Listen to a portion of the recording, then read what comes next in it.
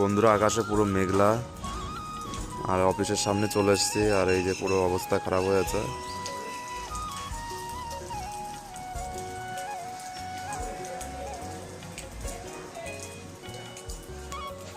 আজকে double load আছে বন্ধুরা, কেননা কালকে ভোটের দিন কাজ হয়নি, আর আজকে পুরো আজকের লোড আর কালকের লোড দুটোই ঢুকবে আজকে।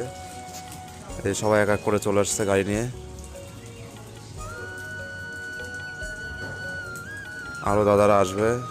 আর এই যে অফিসের সামনে দাঁড়িয়ে আছি, আর এই যে দাদা বসে আছে, আর আমি এই যে অফিসের সামনে।